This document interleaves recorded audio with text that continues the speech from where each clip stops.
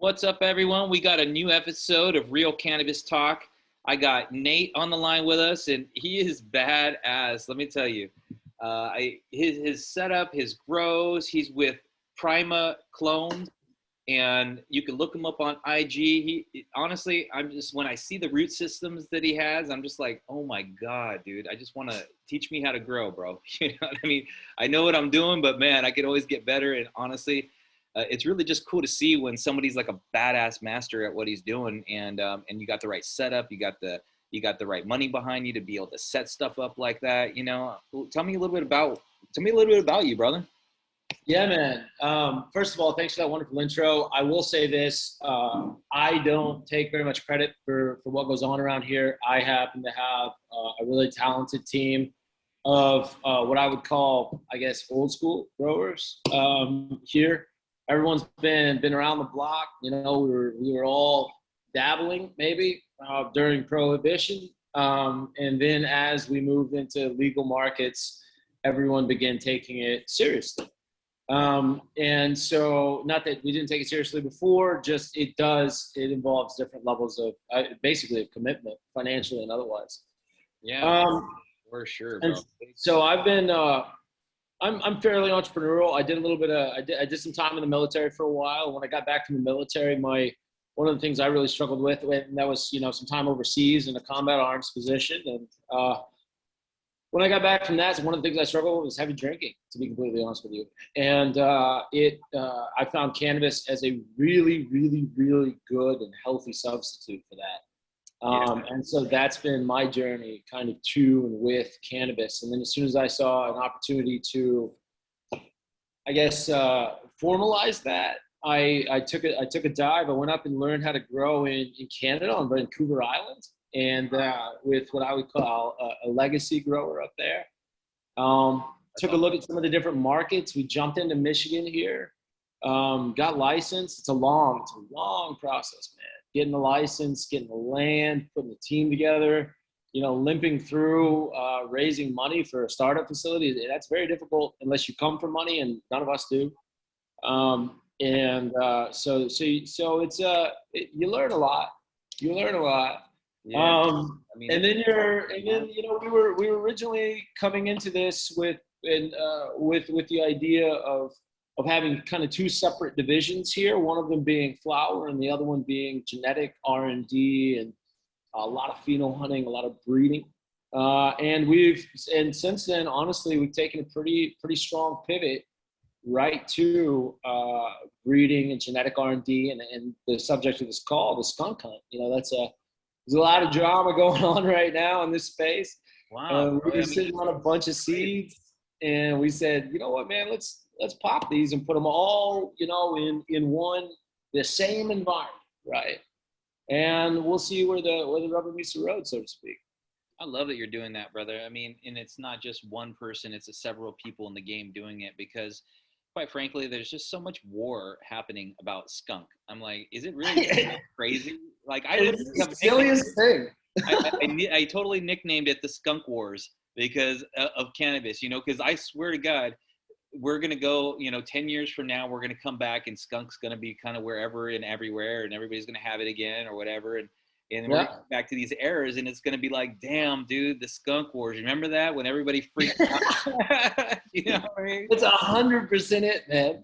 And I mean, this was kind of the thing. Like when we saw it, first of all, I think a lot of people in this boat are like, look, man, we've run all the cookie shit. I've got a long list of cultivars I can sell you from cookies or from anybody else. Like we have it. We got stuff that tests high. We got stuff that finishes fast. I've got stuff that yields well. Like whatever you want, I got it. It's not a particularly big issue.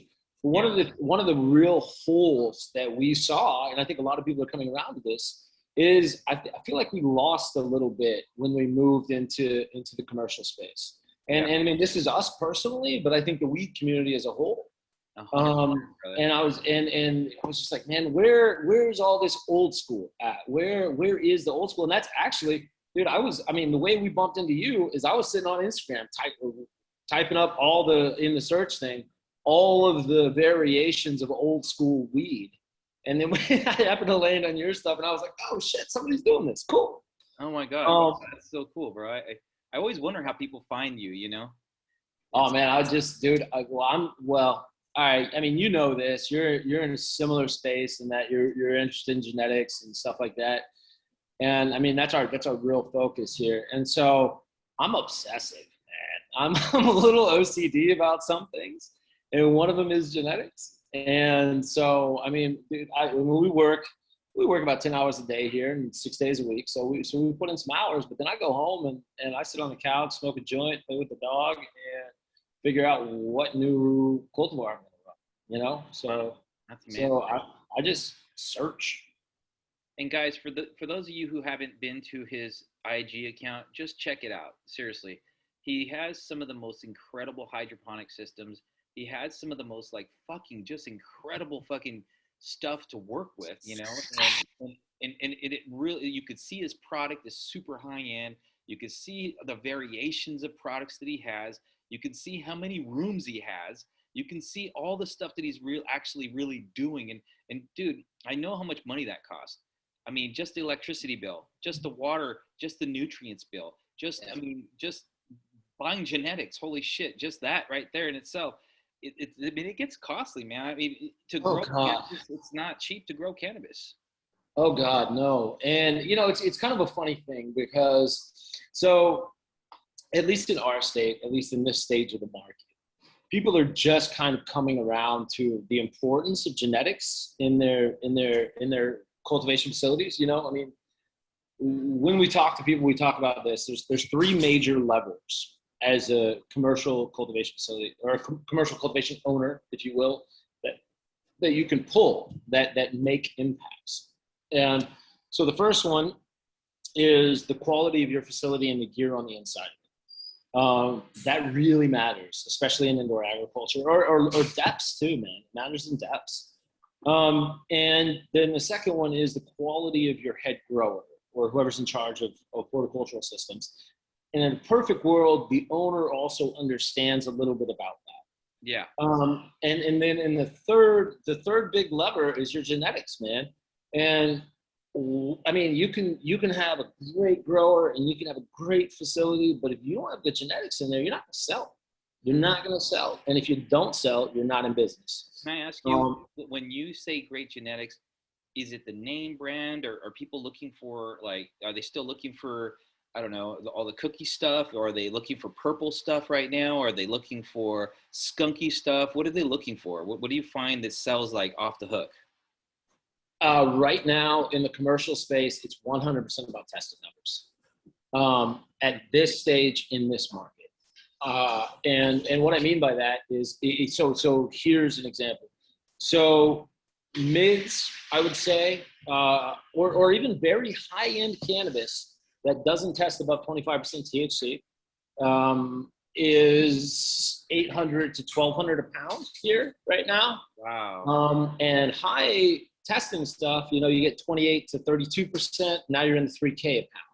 So that's the difference. That's freaking interesting, bro, because I really have never thought of it that way. I always thought, you know, and again, this is commercial industry, right? So I always thought it was name brand. When I go in there, I want to see some frosty looking stuff and I want to smell it, you know, I want to hear, I've heard about it, like, oh shit, this cool, whatever, orange whoop stuff or this or that. Or, okay, I like this, or I like whatever it is that you like, right? So, and then I'll go and pick my thing. But you're right. I think in the commercial space, there's a lot of people out there that are just not genuinely understanding. Like if they heard cat piss, they'd be like, what the fuck is cat piss, dude? I'm not buying that, you know? Yeah, 100%. For the name of it, but they have no idea the quality. Or if they heard white rhino, they might know about it, but it's so like old school that they're like, you know, I'm not sure if I want that. I want some of that cookie gelato shit, you know? Yeah. So, but it's interesting to hear how the prices vary based on THC content, not necessarily. So, and this is, and man, we rant against this concept. It's a big problem in the market right now because some of my favorite cannabis is between that 16 and 22% range. Actually, right. Most of my favorite cannabis is in that range. Yeah. You know, I do like chem. I like the chem crosses a lot. So that's a little bit more THC in that particular instance, but the vast majority of stuff I like, man, is flavor based and not like strong THC stuff. So I don't really, I don't buy into that personally. Me neither. However, Yeah, the consumer does. And we talk about this all the time because I have, the guys that work with us are by definition snobs in the space. And I talk about this all the time. Look, you got business and you got art, okay? And art is like creating whatever cultivars you want or finding whatever phenos you want, and that's your specific little thing. And you can go and by all means, and I support my guys growing off-site, like on their own, by all means, have your own garden, go, But this is a business. And in a business, you have to sell what sells or you're not in business. Yep. And what sells right now is high testing stuff that's under that 63-day flower time window. Interesting. So, and the reason why it needs to be under 63 days is because you have rooms that are at 60 days and you need to be flipping. And you're in a production kind of zone. You can't be waiting for something 10 more days or another 20 days for it to finish. Because you've got 14 days in your dry cure room, theoretically, depending upon how fast. Some people do it in 7. We do it in 14. We try to do it a little lower and slower kind of thing, preserve a little bit more of the terpenes, specifically some of those volatile compounds. And correct me if I'm wrong. How do you say it's thiols or thiols? How do you say that word? I'm not even 100% sure how to pronounce that. There's so many different damn terms now, I know. So apparently the thiols or thiols or whatever it is, whatever this word is a very volatile compound, and it's sulfur based, and it's responsible for quite a bit of the skunk smell.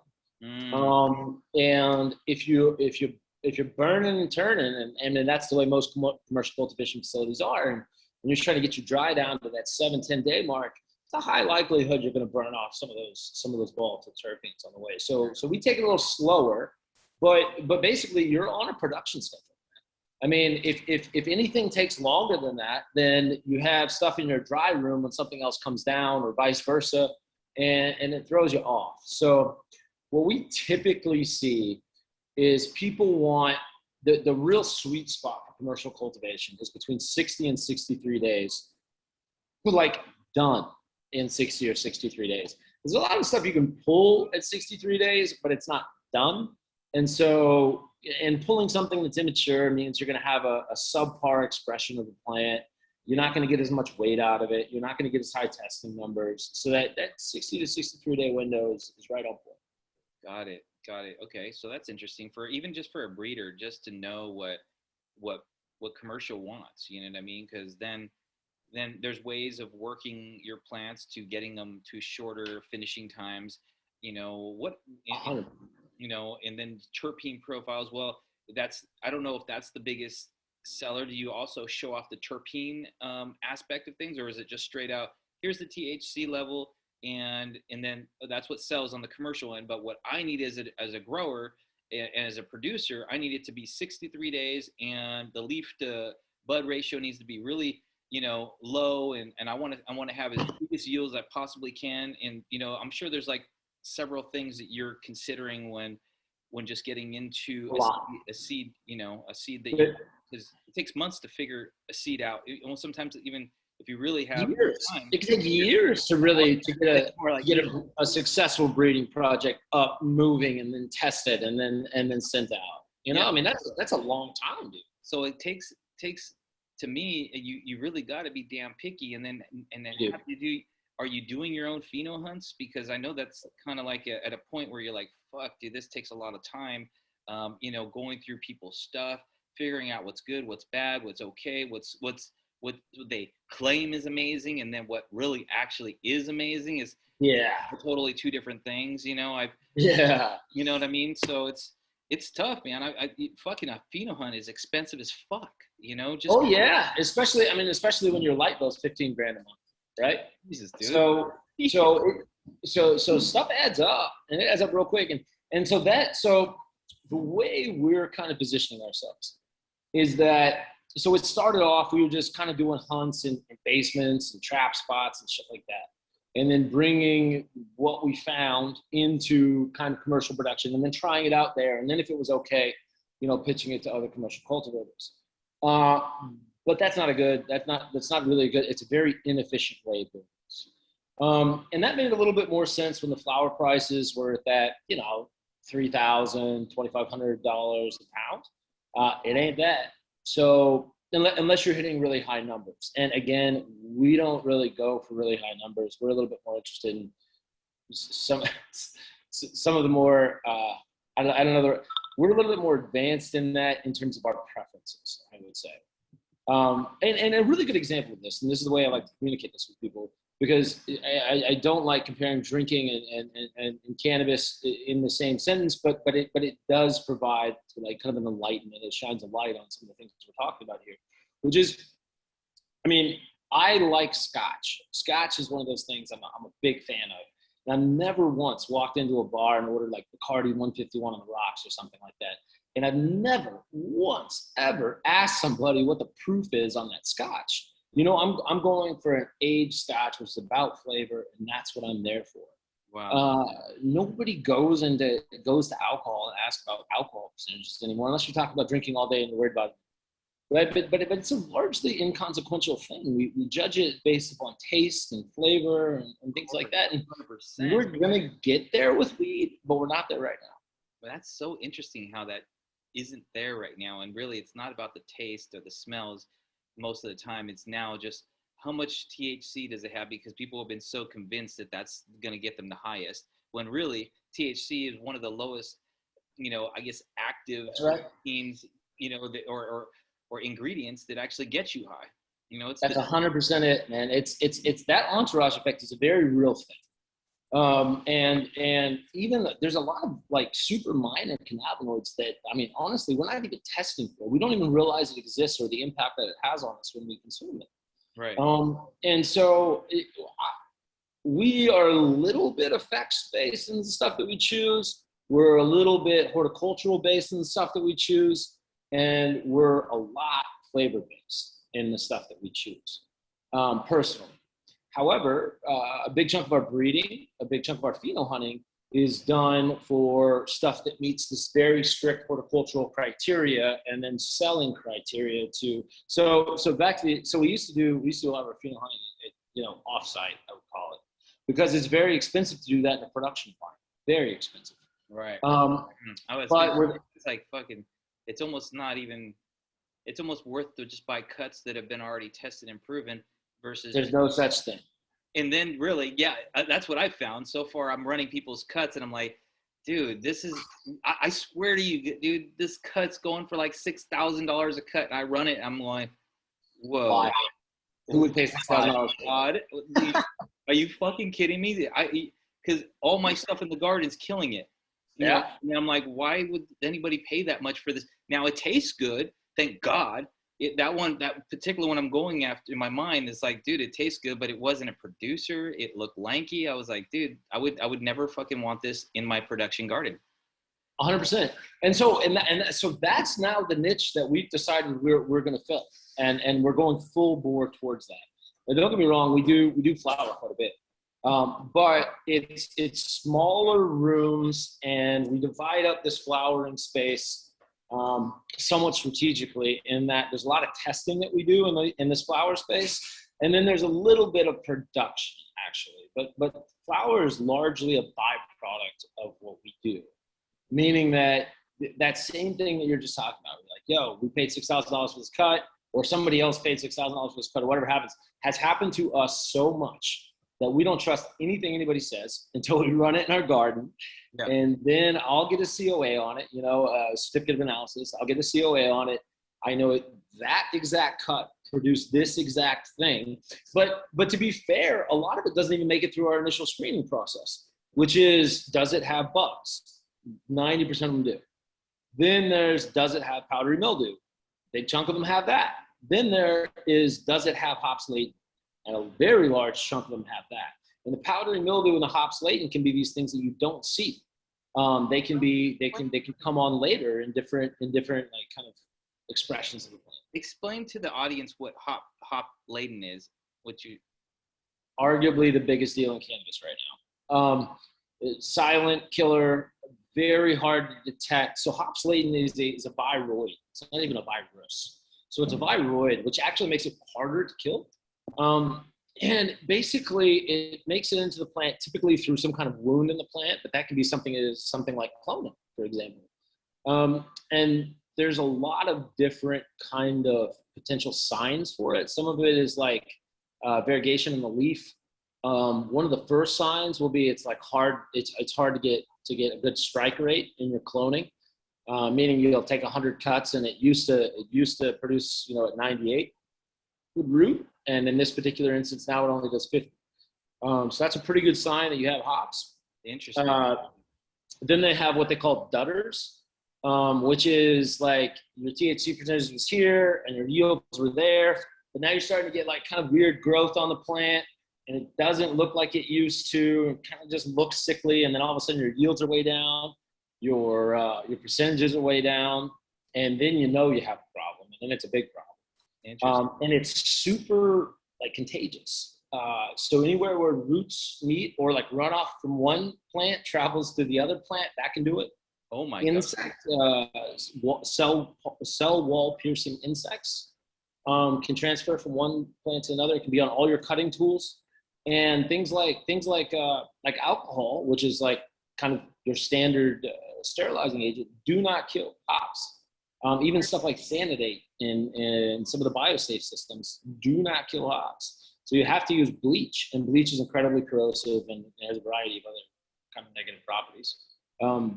But it's bad. And you can even have a plant that has hops, and it will test negative for hops until this very specific set of like environmental parameters stresses it out, and then it has hops, and then it might only have hops in part of the plant. So oh my god, it's a thing. Yeah, it's a thing, and once it gets into a commercial space, it's really hard and really costly to get rid of. So like everything that comes into us, we test heavily and include it. It sounds like sorry, I didn't mean to interrupt you.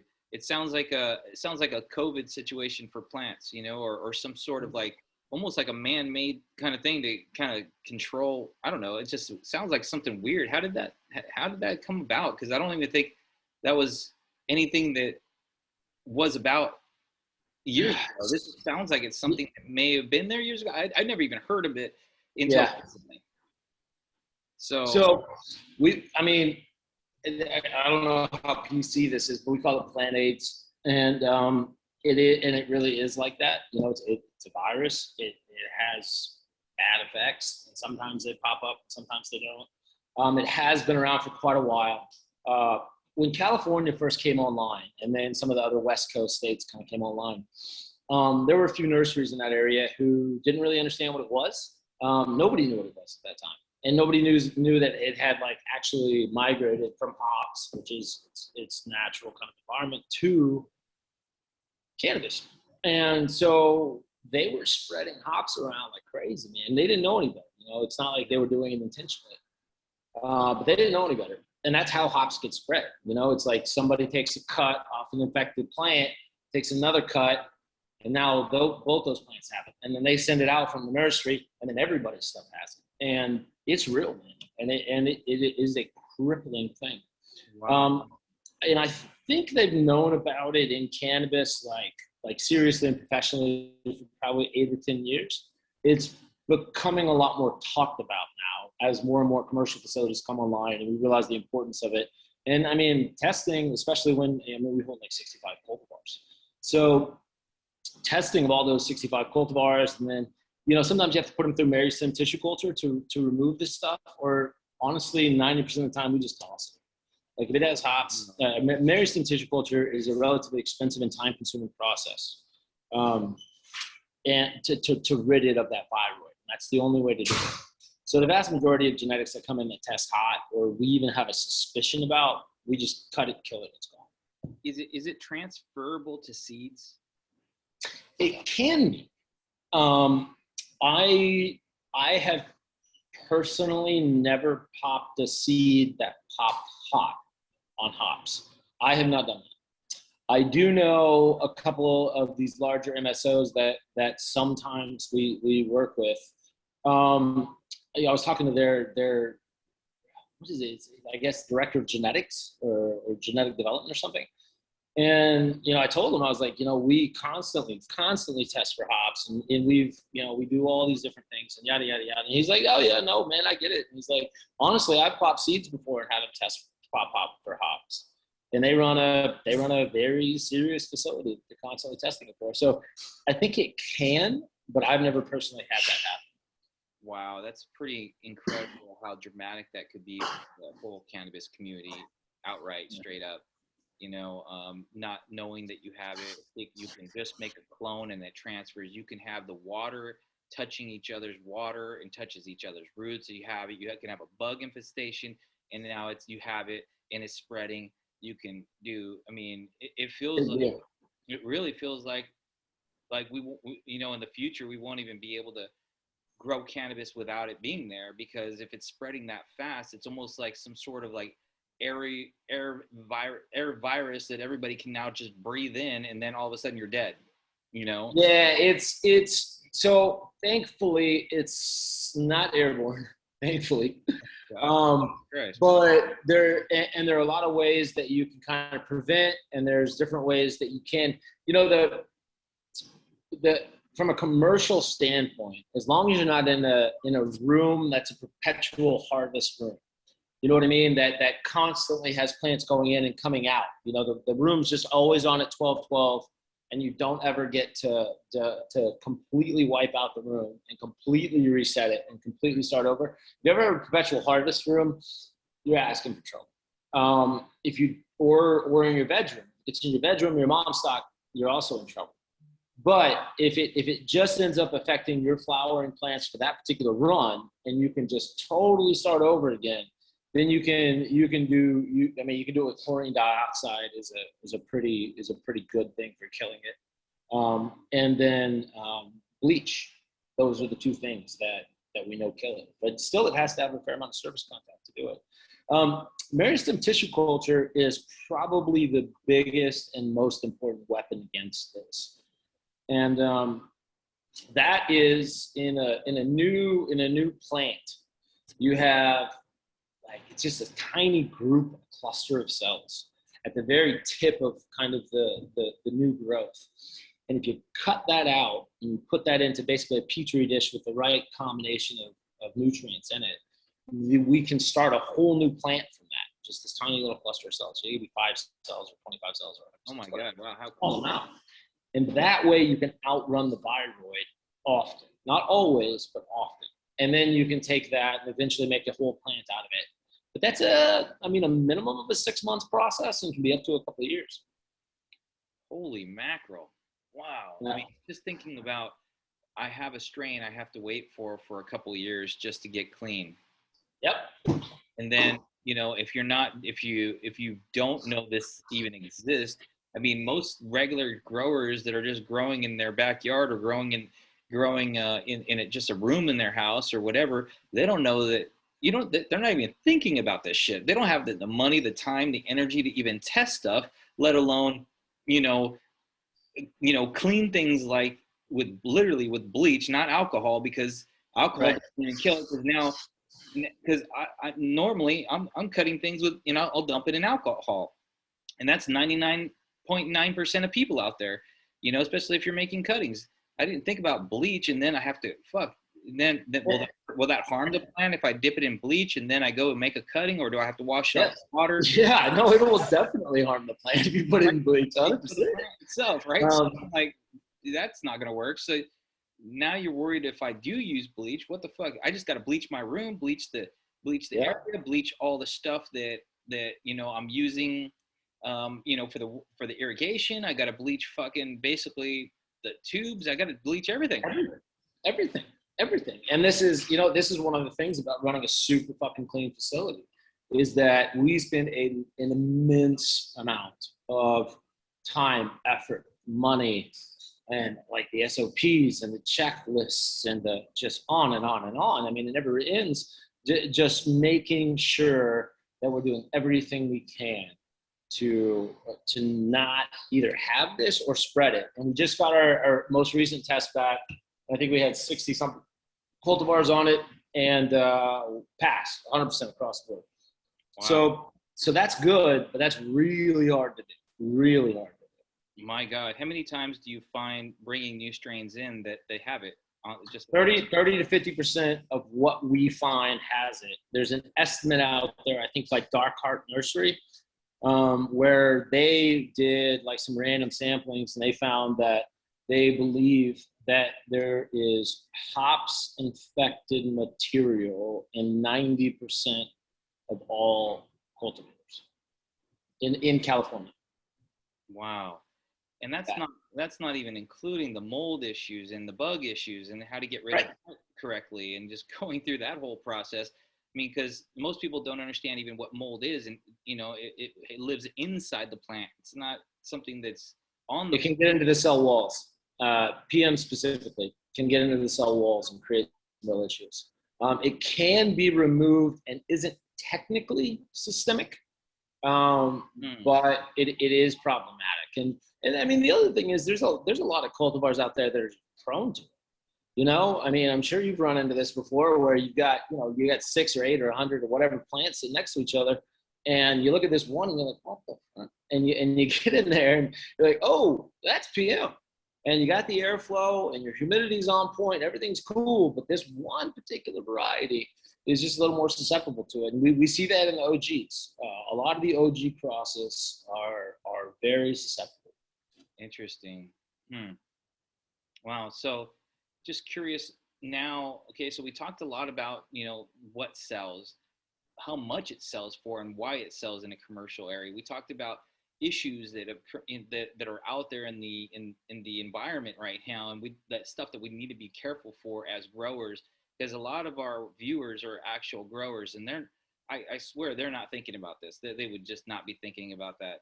The diseases that and how they're transferred, and how to kill it, and how to keep it, how to keep your, it's almost like literally I have to do a test on every cultivar, or I may actually be spreading it and killing my own shit or hurting my own stuff. Or really, I guess your best bet is to start from seed almost every single time. And even then you might even have it, if it depends on the, not 100% sure, but I'm sure that's at least a pretty damn good way to avoid it in most cases. Yep. But it's probably your safest bet is just to start over fresh with new plants, and hopefully, you got some backcross stuff that actually produces very similar to the plant that you enjoyed. So you're not dealing with all these variations of what you're hoping to find again, So that's it. I mean, and this is why a lot of people ask us, we breed, and we pop a lot of seeds, but we really just sell cuts. So, a lot of people ask us, and I had a guy in here today. He's like, so where's the seed market going? I was like, seed market's alive and well, baby. That's not going anywhere.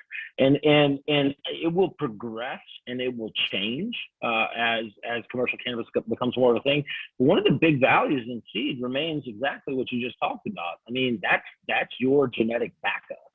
A lot of people don't think about it that way, but that's a really good way to look at that. Because it's one thing to have, a cut of the plant or this or that or the other. Maybe you got a mother, or you got a couple in flower that maybe you're going to re-veg or whatever that is. But that's only one version of the plant. And if that goes to hell, and it can go quick, and it doesn't have to be hops. I mean, it can be, but it can also just be, it can be bugs. It can be, that dripping that didn't work today. It can be any variety. It just kills. So the seed market is if for nothing else, is incredibly valuable as a genetic backup. Wow. I never really thought of it that way, especially for a commercial grower. You would think that most commercial growers are just buying cultivar cuts. For some reason, They are. Yeah, they are, right? So that's what I figured. Yeah. And so I've never really had major purchases where like guys are buying 50, 2,000 seeds because they're growing and they need a seed.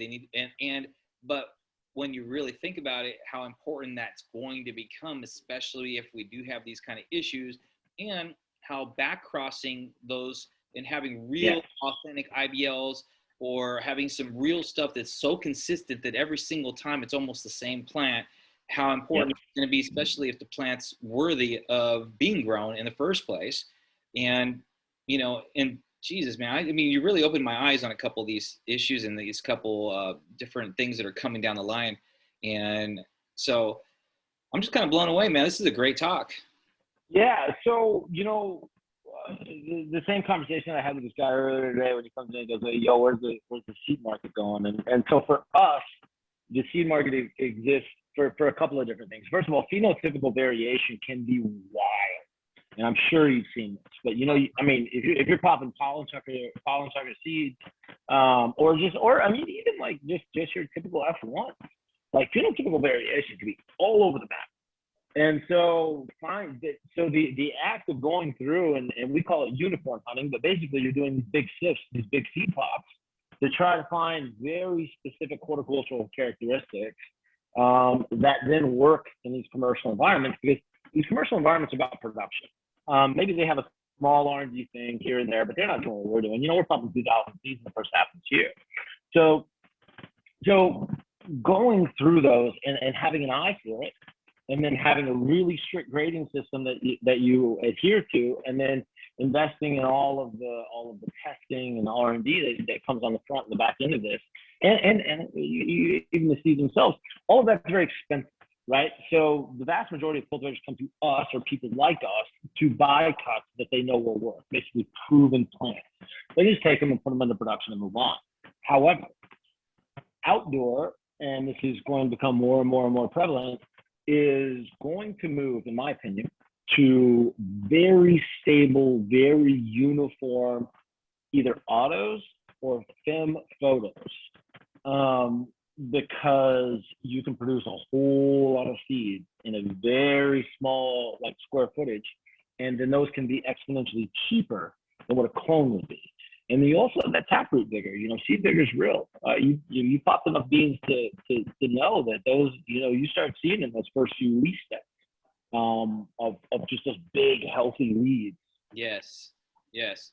And and sometimes I see the S1 versions are just not as vigorous as an F1 or F2s or back cross versions. And you're like, wow, well, why would I want to even go that direction? So, but it's a shortcut to a longer process of back crossing it. It takes seasons and seasons to back cross and back cross and back cross and back cross, and then finally get to a place where you're like, oh shit, like everything pretty much smells the same. Maybe there's some look variations a little bit, but now I got the smell down. And sure. Then, but then what about height? Then what about structure? Then what about testing? Then what, so you got to nail all of these things. Literally, it's a whole list now, and it becomes, and people are wondering, why good seeds sell for so much. They're like, damn, it's a genetic license, dude. It's a genetic license, because from one of those seeds you could find the unicorn that we're looking for. And especially when we're talking about moving into commercial cultivation, or even just big trap spots, there's a lot of money tied up in having the right genetics. A lot. That's such an interesting thing. So what do you think about cultivars, the old school cultivars, the Acapulco Gold, stuff that's coming from the 1950s, the 1960s, the 1970s, 80s, 90s, as it's progressing? What's your thoughts around those kind of genetic equatorial varieties? I mean, so and you probably know this, so I'm not really saying this to you, but equatorial varieties. So I spent a fair amount of time in Panama, Colombia, and in a previous life. And the thing about the equator is it's 12 on, 12 off, naturally outside all year round.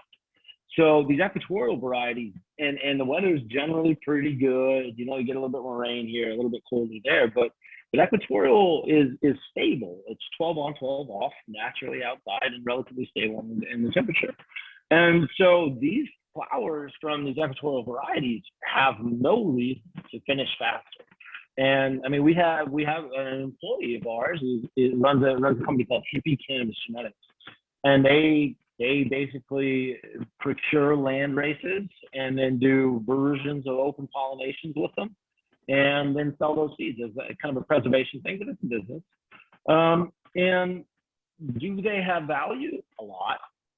Are those genetics important, if for nothing other than like the archive effect, so that when all of this stuff gets super inbred, or we have like some kind of virus that comes out that only hits certain genetic markers, being able to go back and pop these seeds and see if we can breed it out, or find different genetic markers to put that onto something else. Yep, I got it.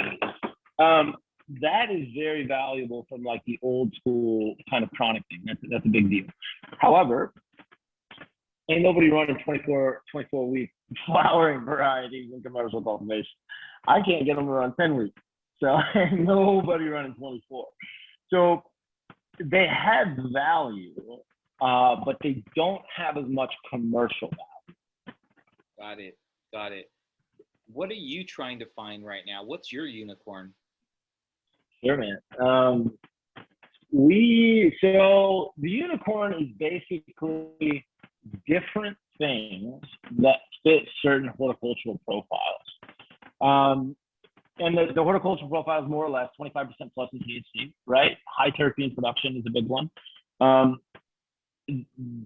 of the holy grail of where we're at in our market right now is 63 days or less in flower, 1.9 to 2.5 a light. And you can do 3 a light, sure, but those are 10-week cultivars all day. It's very rare to find a 3 a light cultivar that's 63 days or less, and we run a lot. Wow, that's really interesting. Yeah, 2 a light, 2 to 2.5 a light, kind of is a pretty good spot for that fast of a plant. So ideally, it's 25% plus in THC. Good structure, that lateral branching helps get you up to that 2.5 a light, because you have a lot more bud sites. We want them to be able to metabolize the nutrients that we use very efficiently, the spectrums that we use very efficiently, so that you end up with a high yield, a high THC percentage, and in a perfect world, they also do okay in solvents. Solventless is, you could say extraction of any kind, but for us personally, it's solventless because we love solvents. So if it washes above washing it for the press. Yep. Okay. Yep. Exactly. Yeah, ice water hash, bubble hash, and rosin. And so this is what we're looking for us, because there's a powerful effect to the consumer. For example, if you can put flower in front of them and rosin in front of them from the same plant, from the same company. Now, I got a question on that, because as far as I'm concerned, like my cat piss, it was so gnarly. It's so fucking amazing in the actual joint form. And then I go and I press it, and it's just so thick from there. I'm like, whoa, this is not, for me, it didn't even taste like the same profile because it was so much thicker and concentrated.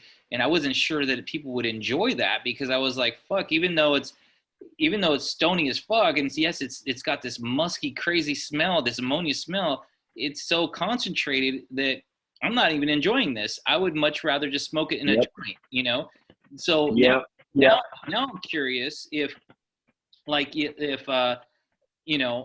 are you looking for the berries, the strawberries? Are you looking for the lemons, the terpy terps, the citrus, bombs? Is that because those will wash and actually taste good, and then you can actually, in concentrated form, enjoy the fuck out of them because it tastes like an ice cream, Yes. And short answer, you're correct. It is very rare, or it's a rare breed. And I don't get me wrong, there's a segment of the population, but it's a really small one that would take what we like a strong, unpleasant or offensive odor and enjoy that in a concentrate. Very, very small amount of people. And Kevin Jodry actually has some interesting points on this, and I don't know any science behind it. I'm only repeating what he said. Yeah.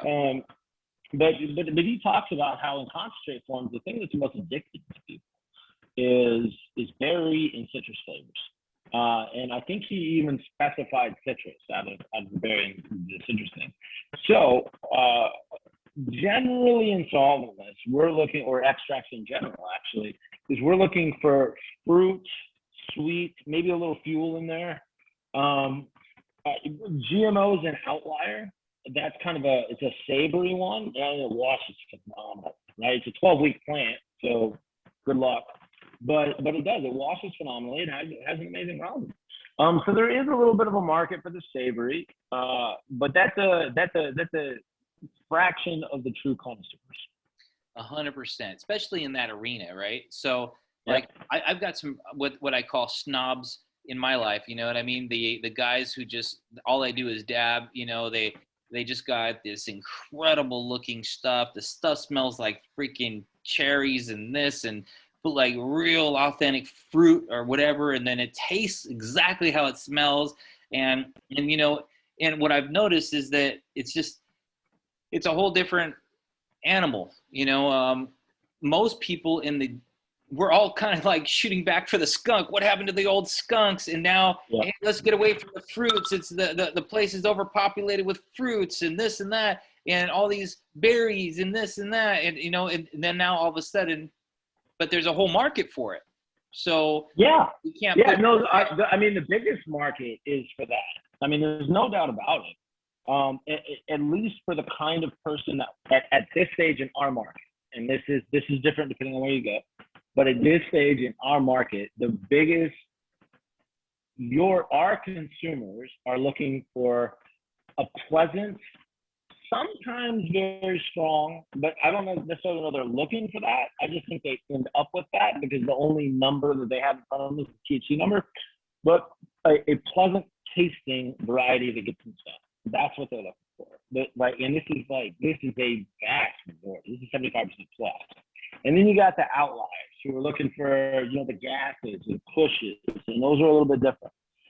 You get a couple guys who like the OGs, and honestly, if OGs were a little bit better horticulturally, I'd have nothing but OGs. I love those. Yeah, but even that's an outlier. So what I think is, as taste develop, as a market develops, taste develops.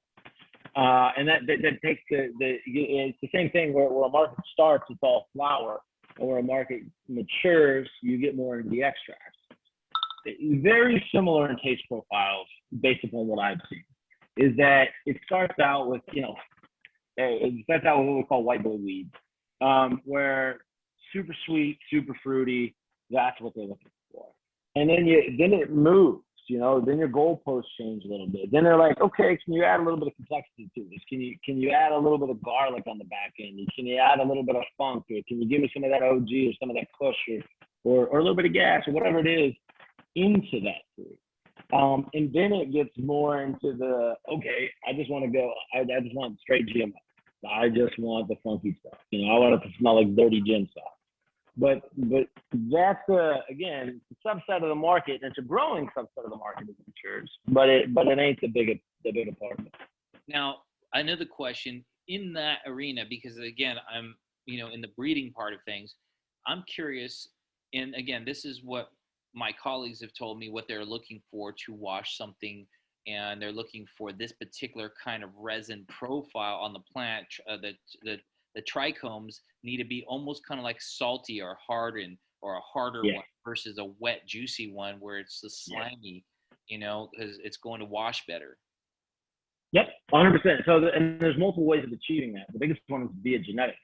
But there's a fair amount of data that suggests, and this is stuff that we do a little bit of experimentation with, and it's one of the things we're working on right now as we speak, where you can hit the plant, and you need to do this at the end of your flowering cycle for a very short period of time. You have to do a lot of experimentation with it to find the right way, but you can also affect kind of glandular development, and maybe to some degree resin production with UV light in certain quantities at certain times in the plant's development. And that's the moving target, and the data is all over the place on that. So you really just have to do an experiment. Wow. But to your point more directly on the genetic side, guys who are, so there's two ways to test the washing ability of the plant. Well, there's three ways that will give you some idea of it. And the first one is you walk in. Well, the first one is a visual inspection. You know, like how frosty is this plant? That's a can give you some indication. The next one is you need to put that under scope. And what you're looking for are longer stalks with big heads, because the stalk is not really part of what you want in your rosin or your hash. That's actually considered a contaminant in higher grade hash. What you really want is just that head, and then we're going to press all of the terpenes and cannabinoids out of that head. Now, if you have a short stalk, you're going to get a lot more stalks in with your head when you're doing the seeding, when you're washing it through the water. If you have a head that is less gritty and more greasy, right? And then this is where the tactile portion of it is. You go and you grab one of the sugar leaves on the plant, you do this, and you can feel a little bit of grit in there. There's a high likelihood that's going to be closer or a better washer than a similar plant that's more greasy. So you look at the visual inspection without a scope, put it under a scope. Then you have the feeling touch, and then you can take it and put a certain amount. Decide if it's 5 grams or whatever it is of wet fresh frozen material into a mason jar. So it has to be frozen. You weigh it, you cut it off, you weigh it, you put it in the freezer. Make sure it's frozen all the way through. You take it out and you shake it up in a mason jar, and then you'll turn and you'll let it sit for a minute. And then you'll turn kind of sideways, and you'll be able to see the rough amount for that specific amount of fresh frozen material, the rough amount of trichomes and stalks that come off. And that's a pretty good indicator. You can begin doing relative comparisons that way. But the best way to do it is to cut off 454 to 900 grams of fresh frozen material and run it through the wash, and then you'll know for sure. Wow. What a trip. So we've hit so many different, areas of the cannabis culture, really. One, the culture from just issues with cannabis, the different terpene profiles, how consumers are purchasing, what they're purchasing in a commercial area, what actually gets priced at the highest levels versus the lower levels, what's being, what are people looking for, really what your unicorn is. We just hit so many things. I'm like tripping out, man. I love this conversation. This is like one of the best cannabis conversations ever, dude. You're like, seriously, you're pretty damn knowledgeable, man. And honestly, it's an honor to have people like you in the community and giving like this, because you just don't find a lot of people that are that knowledgeable, that are really, really living cannabis daily, like 6 days a week, 12 hours a day. And understanding the commercial side of it, the consumer side of it, the project, the pheno hunting, the terpene profiles, and how to get things done, and all the different areas of getting things done in that, and having the bill to flip, having the money to flip those bills when they come at the super high levels. I mean, that in itself, like you said, getting there, holy shit, bro. Just buying a fucking light. Excuse my language, but just one light bulb, is now $100 plus a fixture, this and that. Before you know it, you're buying nutrients. Before you know it, you have soil or whatever it is you're doing. And if you're trying to buy a hydroponic system, now you got reservoirs, you got tubing, piping, this and that, and you got AC. It's a real thing. Yeah. Yeah, and I'm not gonna lie, this is where it gets really interesting, because it's helpful to have put together a couple of at least smaller grows, like built them yourself, or at least had to sign the checks on them yourself, and then run them yourself before you get into commercial cultivation. That is super fucking helpful. Now, in the case that you can't do that, definitely hire a consultant. But the problem now with the space that cannabis is as a whole is that we don't have a lot of knowledge on what truly works. And when you have that knowledge of what truly works, that's super valuable knowledge, right? You can do a lot of damage with that knowledge. And so very few people are willing to share it. But we've taken a slightly different approach. And so this goes back to the cut game too, which is something, and this is our approach as well in the cut game. And then it's knowledge and cuts, and honestly, those two things are very closely related. But that's a whole other stuff. Something in the knowledge and the cut game.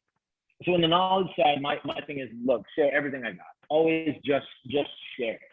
And the goal there is to just connect people and be a source of knowledge. That way, when people do come to us and they ask me questions about the cultivars that we have, they know I'm not bullshit. You know, I'm not fly by night, Joe Blow over here. He's got a couple of different cuts in his basement. And depending upon what you tell him you want, he's going to take that cut and tell you it's that and send it to you and charge a couple $1,000 for it. We're not that. We're guys who buy from those people and then run them ourselves and see if they are what they say they are. Very rarely they are. So, and then that translates into the cut game too, because a lot of people in my position or have similar kind of business models. They will hunt, find 2 or 3 different kind of classes of cannabis. And let's say I'm doing a skunk hunt, right? And that's a big part of why we're having this conversation. We're doing a big skunk hunt. We popped 600 beans yesterday, or we started germinating 600 beans yesterday. We got about 150 of them popped in 24 hours. So that's good. A lot of this stuff's super old school, so we'll just have to see. But all of the cuts that we find, we flower, and you can buy every one of those cuts. There's nothing in my facility that you cannot buy other than there's a couple of things where we just have agreements with people and they're like, look, man, you can flower it and prove it out, or you can breed with it, but you can't sell it. And we honor that. So, but other than that, look, everything I find, you can come buy. Like right now, that's not my competitive advantage, and that's not the game that I'm in. I'm not hoarding genetics over here. We do have genetics and we charge for them. But we're not hoarding genetics. Yeah, I just it's quick on it's that. All A cup. Think about, guys, just for the audience sake, guys, if you're looking for incredible cuts that have been tested, ran, qualified, and actually, looked at, inspected, go to Prima, check them out. Really, seriously, go to his site. Just look at the grow facility. Look at what they got. This guy's not a joke. He's a real deal. You can tell his knowledge level just by speaking here online with us right now. I mean, I'm just kind of so impressed that even I get to be part of anything that you're doing. Quite frankly. Hey man, well, that's a good segue. That's a great segue. So we're running some new gear, dude. We've popped shit. I don't know how many seeds you sent us. You sent us a few, man. Yeah. Yeah. So we you got a pretty fair representation in this hunt. We pulled there was the OGs, like your grandpa OG that you sent us, that we're gonna run in a totally separate hunt, because that is, in my opinion, totally different from the skunk hunt. Like it's old school, sure, but that's different. Yeah. So we didn't pop a couple of those, but everything that we thought might have a weird or funky or kind of skunky odor, we popped, man. And but you just got done with a skunk hunt. Yeah, I just finished up with a skunk hunt of my own. I found several different variations of skunk. It's not there. Some people think, oh, skunk is skunk, man. Come on, it's just one profile, it's one terpene, and that's all it is. And I'm like, oh my God, guys. I mean, where are you coming from? Maybe it's what you remember back in the 90s was a specific terpene profile that you remember, but that means that was probably a regional one. And if you went down the street, there was another guy smoking a little bit different variation, but still with some interesting skunk smells. And then the other guy down the next city had a different variation of the same thing. And so it was never just one thing. Even this roadkill skunk, people think that it was just one cut that was so famous. And I go, honestly, I have a feeling it was several different, because I remember skunk. For sure. And my skunk that I remember was piney skunk. It was that Christmas skunk. It was like, fuck, dude, this is. Yeah, and like hoppy, like a strong kind of hoppy smell, but just like super fresh cut grass of like that weird hoppy smell. Yes. I know exactly what you're talking about. And I remember that, and other people will remember, oh no, it's just skunk spray, bro. If you ever ran over a skunk, you know what it smells like. And then, you know what, as I went through I went through literally thousands of freaking seeds now. And not just seeds, but strains and different cultivars and different kinds of cultivars from different areas, from different people, from different stuff, from my stuff, from purchase stuff. I went to Canada. Kind of interesting that you said you're from Canada. I went to Canada when I was barely turned 18, so I can cross the border. And literally there was no such, I'm almost 50 now, I'm 48 now. So this is a long time ago, and And there was no online, there was no internet, there was no Instagram, there was Yeah, exactly.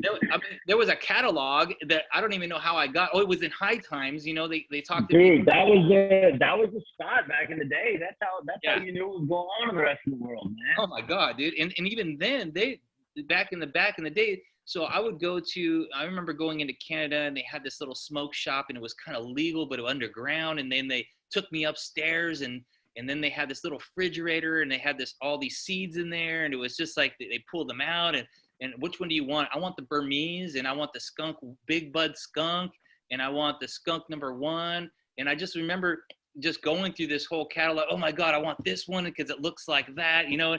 And you didn't know what it was going to taste like. You didn't know what it was going to smell like. You didn't know shit. You were just going off the pictures, you know what I mean? You're like hoping and fucking. A lot of guesswork in there. Oh my God, dude. It was just, but it still was the first place in the world to me was Canada that even it was more progressive with cannabis. And, yes, and 100%. like, you know, and yeah, there was Amsterdam, but fucking nobody could travel to Amsterdam. You know, we're kids, you know. Yeah, and honestly, Amsterdam doesn't really grow weed, dude. You know, I mean, they've got cafes and stuff, but Europe doesn't really grow weed, not the way North America does. Yeah, I mean, North America, we as far as I'm concerned, we are the weed hotspot right now. And yeah, you did have back in the day a lot of really important genetics were found and kind of sourced and stabilized and bred in Europe. But I mean, we bought seeds from Europe and bought them, and I know what I'm looking for. And it is very rare that we find stuff from Europe that can compete with what you know. I mean, even some of these basement guys got. You know, I mean, some of these basement guys are sitting on fire here in North America, and I haven't seen that much come out of Europe recently. That's my interest. I think they're a lot harsher. You know, like England is like fucking probably crazy, and you'll go to jail for a long fucking time. So people are just like, you know, real underground down there if they're gonna do it. They're like the underground under the underground, you know, kind of stuff. So I've got a question for you, man, and I really want your opinion on this, and this is going to affect how we judge the skunk hunt. So,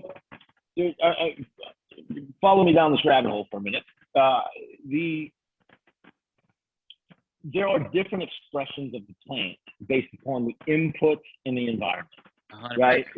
Like we see this so much, where like, you know, we get this guy one cut of this, and we give this other guy the same cut of this, and then they have these dramatically different results. Yes. And I mean dramatically different. Just because, and you'll see it in the terpenes, you'll see it in the THC percentage, you'll see it in the yield, you'll see it in the actual visual expression of the plant. Everything's totally different. You know, both of these guys are very qualified growers. Most of them are pumping out, you know, $250 million worth of weed every couple of months. So it's not that these guys aren't qualified; they're very qualified, but they're just different. So we see that, and then this ties back into the different expressions of skunk, which are what? And that's where I would ask this. What are the different expressions of skunk in your mind? Like, what were you sorting through your skunk? Good question, because okay, so let's just say this: the first time I really smelled skunk again, you know, and what I mean by skunk is something that I hadn't smelled in a long time, and that smell, dude, that off, like, what the fuck is that kind of smell? It smelled like a skunk, because it's very different than what let's just say the OG skunkiness, you know, because a lot of people think of OG and it's skunky. Yeah, well, it's not really skunky, but I get it, because skunk used to be just a term that people use to qualify good weed. Oh, skunk bud, bro. Yeah, but it's not. Or anything that was sharp. Yeah. You know, anything that was like, that's fucking loud as fuck. Oh, that's skunky, bro. Oh, yeah. You know what I mean? So, but then the actual smell of it was, how can I say, there's like, I've seen 4 different versions technically. I smelled the dead carcassy kind of garlicky dead carcass, kind of like, oh fuck, that smells like skunk, but like dead carcass skunk, like gnarly. Something I probably wouldn't even want to fucking smoke, because it doesn't really smell that good. You know, it smells kind of weird. And that's not what I think that people are looking for. They're looking for what I think is the chronic skunk. I don't know. There's no other word that I can think of. But what chronic skunk is good tasting weed that tastes like skunk. You know, that's the only way I can describe it. Now, I recently ran another version of what I'm believing is chronic skunk, and I'm still going through tests because I'm still in the middle of doing all the tests on it actually. But smell profile wise, it had this, again, the skunk face to it, but then it had the back end of like a like like I don't know if it's a bitter back end with almost like a, some people would call it spray, but I would call it like ammonia-ish, like a bite to it. I don't even know. It just has all this like mixture of that kind of smell to it. And that reminded me of like, oh, fuck, this must be the roadkill that they're thinking about, because it has a skunk face and then has that sprayish kind of smell on the back end, which is like ammoniated citrus or kind of like something in that arena. And it has a bite to it in the end, like, oh, whoa, you know what I mean? Like a hoppy or a piney. Yes, It would, yeah, might be hoppy, the terpene. Yeah. piney hoppy skunky bite or something in the end, right?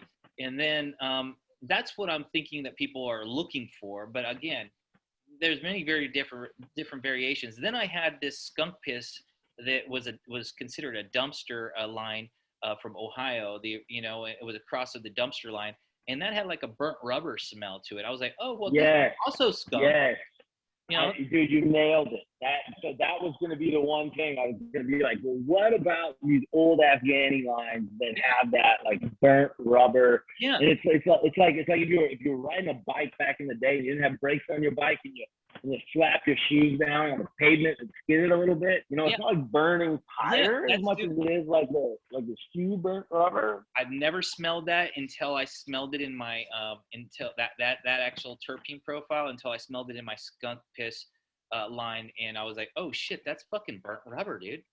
That's fucking rubber. Oh motherfucker. For sure. You know what I mean? I found a burnt rubber, I guess. You know, that's, and I guess they called it dumpster, but to me it was burnt rubber. You know? Yep. Yeah. We found a little bit. We find that we've so far, and God knows what we're gonna find in this hunt. But so far, when we find these kind of like Afghani looking plants, right? Like, so the visual and the structure of it is kind of Afghani. Yeah. You know, like leafy and kind of like droopy, and the whole thing just kind of looks like it melts. Yeah. Not a lot of pistils and not a lot of stacking, just like ooh, kind of thing. They're very, very short in stature, doesn't stretch much. Yeah. That's where we find, so far at least, that's where we found that kind of burnt rubber smell. Yeah, that's kind of describes the skunk piss, because it's a short Afghani-ish fucking plant that's then when it cures and you're smelling that like offbeat Afghani burnt rubber. And then I also found it in Kentucky is a really interesting place for genetics, bro, because yes, it is. Dude, it's been fucking illegal for so long, and these guys are so old, and they're fucking just like, I mean, they're kind of like back in the hill moonshiner kind of guys, just with weed. My God. Matter of fact, the skunk that I found was actually from a guy named Blue, and he was a moonshiner, so they called it Blue Moonshine. And there you go. And literally, he was, I guess, somebody famous in the moonshining arena, and then he got busted, and some, it was always hard to move your area because you had to carry around these big old freaking steel things and move this and move that. So he decided to get into some weed stuff, right? And so that's where they really disqualified skunk in a lot of ways because it smelled too much, and they were doing guerrilla grows. Exactly, and that's why skunk is not here anymore. That's why our idea of a true skunk expression, and that's one of these 3 or 4 categories, does not exist. I mean, people will tell you it's a lot of different things, okay, and maybe it is and maybe it's not. But one of the for sure reasons, like for sure, is it was a carbon filter killer, and so you couldn't grow it inside. Then you grow it outside, but you put it at the you put it at the top of the mountain or a long ways away. But when you're in that 60-ish day of flower and the wind's blowing right and you're driving by, it's an unmistakable smell. Nobody drives by and goes, "Oh, I wonder what that is." Like it's either skunk or it's weed. Those are the 2 things. It's either one of those. And the one that I found it's a 1996, which error-wise makes sense, and it came from Kentucky. So again, underground shit. Literally, the guy went into his vault, pulls it out, and lets us borrow it, or lets us grow it for preservation's sake. And then it was the frostiest and the loudest one of the group, and I was like, "Oh fuck, dude! And it smelled pungent, nasty, like a front end skunk with a bite in urine smell in the back end of it, or some sort of like you said, hoppy kind of smell to it in the back with a pine, something weird, and you just knew, oh fuck, this is it. This is it. This is what I'm looking for. Gotta be it, because yep. And again, then I thought to myself, well, fuck. It'd be kind of interesting if I took all the variations of skunk that I did find, the burnt rubber, the the dead carcass, the actual whatever they call roadkill. And I'm not even gonna qualify it as roadkill because fucking everybody thinks it's a different thing. I'm just gonna call it skunk, Kentucky skunk, and then that red hair skunk. And if I just mixed all these together, what would I end up getting? So that's what I kind of did. I took males from every single one of those, and I just started mixing them all together to also see and then I'll go back and back cross them as I'm going through it. But really, 100%. Yeah, but for 100%. Yeah, but it's like a seed preservation, or a little bit even more than that, like a skunk preservation kind of breeding project. And I can't be. I'm not the expert in skunk. I'm not the expert in anything. I'm just a guy who's just passionate about what he's finding, and luckily I got a bit of a community that backs me up, and luckily there's cool old people that like that I'm actually doing some work, and I'm taking my time with it. I'm not trying to hurry with it. And we just build these friendships, and before you know it, there's bonds made, and before you know it, they may get in some trouble and they need a little help, and I help them and they help me, and we just kind of go back and forth. It's a community give right now, and really a lot of the Kentucky growers are coming out, because they're finally, there's Instagram, and some of them the real Kentucky growers are so old, they're not on Instagram anymore. It's their sons that come out, and it's the kids that are coming out, and and they're fourth generation growers and moonshiners and those kind of personalities that do have shit that's in the vault, and they'll come out and they'll share some of that here and there. It's barely starting to come out, but I'll tell you one thing: when these Midwest states go legal, there's going to be a whole explosion of this kind of stuff. Yes. 100%. There's no doubt about it, dude. There's a lot, and so slight change of direction here, but on the same note. So one of the guys that works for us, he's my operations guy, was a breeder for a relatively large and important cannabis brand in California before he came and started working with us. And so we had access to a lot of genetics, because people would just be like, yo, breed this and then give me half the seeds, and I mean, that's a really good place for a breeder to be in, and that's a big chunk of how they get new genetics. And so his story on this whole thing is, we had roadkill skunk like 15-ish years ago, but everybody kept getting popped because of when they grew the roadkill skunk. That's how everybody in California knew, who was growing the most dope, was how strong roadkill skunk was, and it would get you popped. And so they were only allowed 99 plants, but no one ever abided by the 99 plants. It was like 5% of the people abided by the 99 planting. But the people that were further down the mountain were easier to get to. When the sheriffs would do their drive up the mountain, he would stop at all the first few ones, and if they could find it, they could arrest them on the way up and then stop and come back down.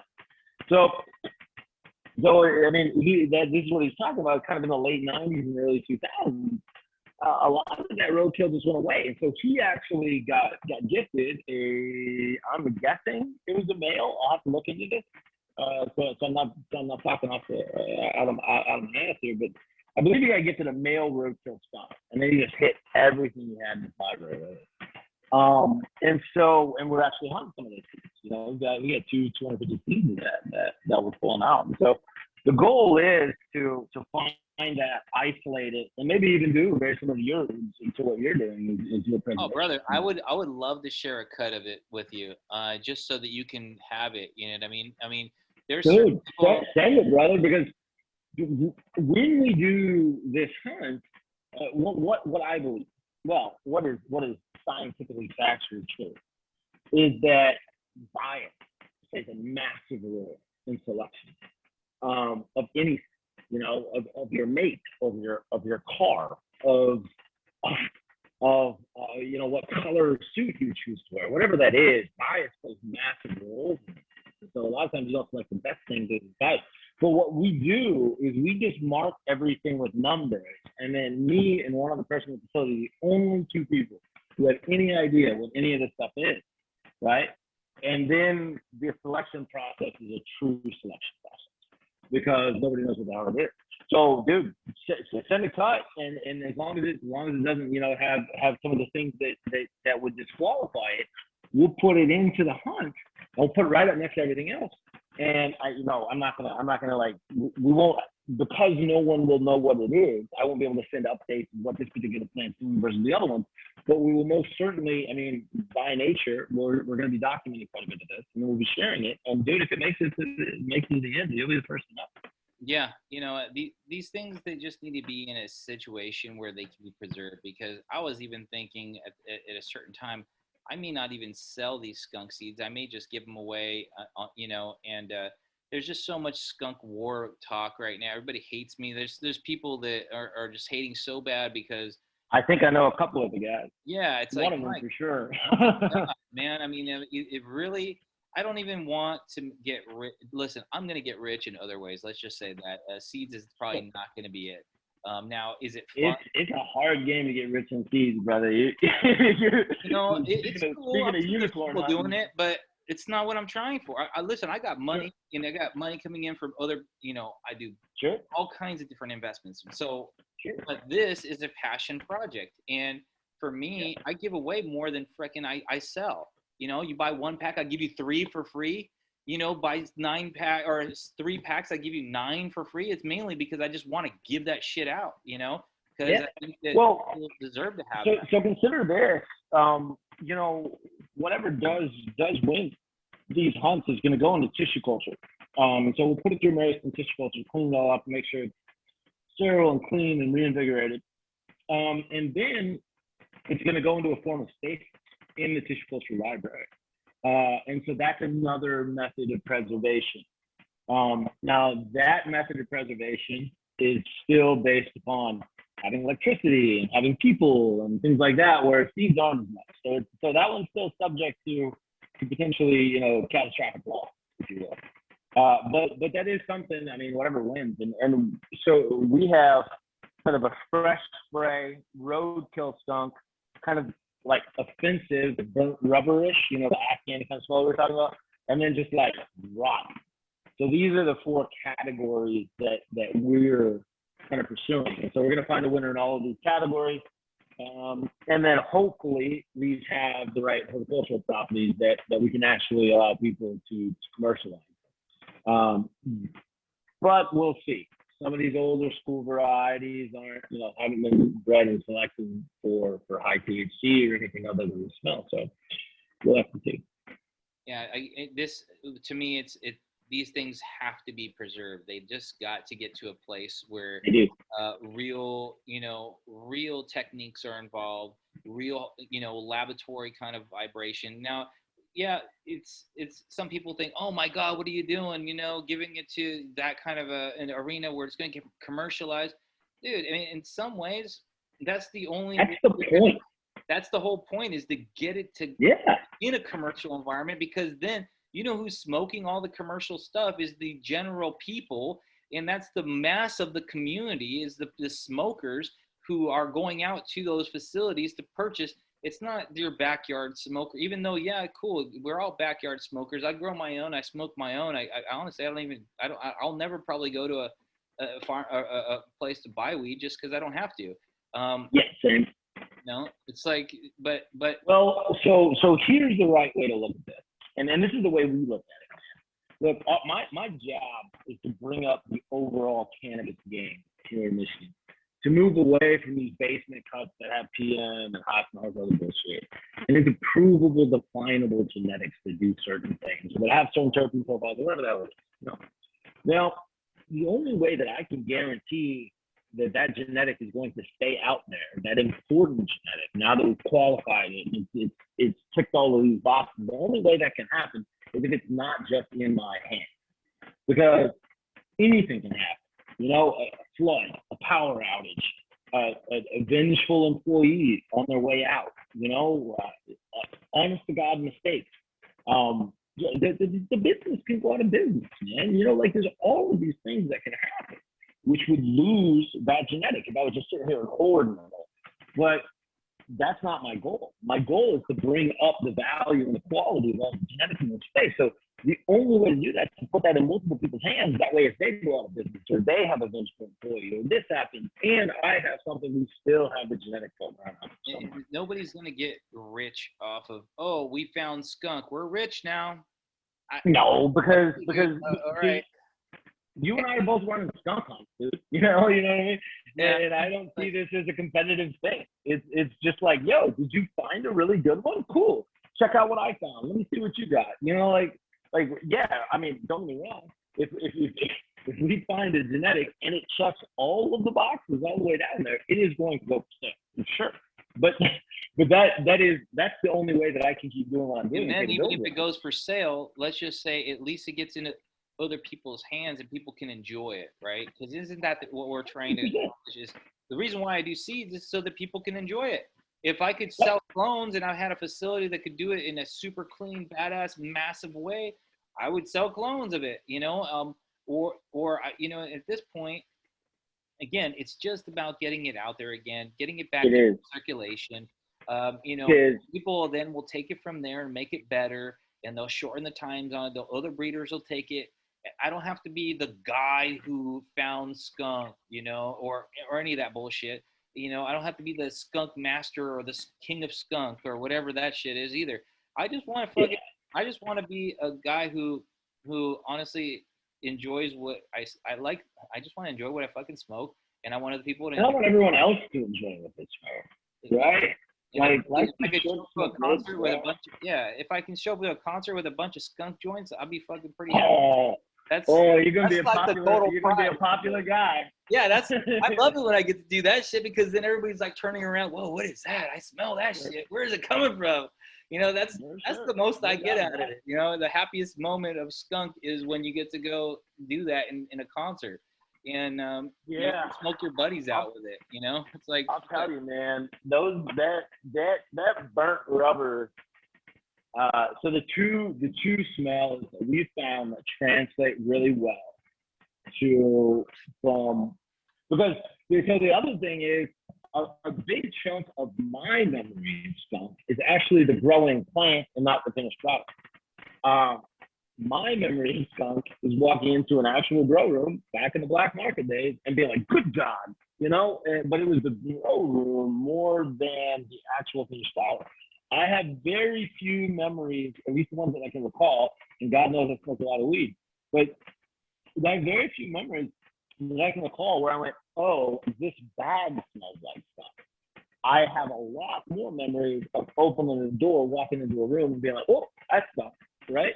So, but the ones that we've found that translate really well are fuel-based and that burnt rubber based. Those ones translate pretty well into the flower itself. And so that's actually one of our big goals is because those sulfur-based compounds, phenols and phthals, or whatever it is, are so volatile, to try to find one that doesn't just smell like something when you throw it or when you cut it down or when you're hanging it or when you're drying it, but at the end of it, where, you know, the consumer opens up a jar and goes, oh, okay, that is the skunk that we're looking for. That's the end goal, man, because you're right. It can smell different in different arenas and in different stages of its life.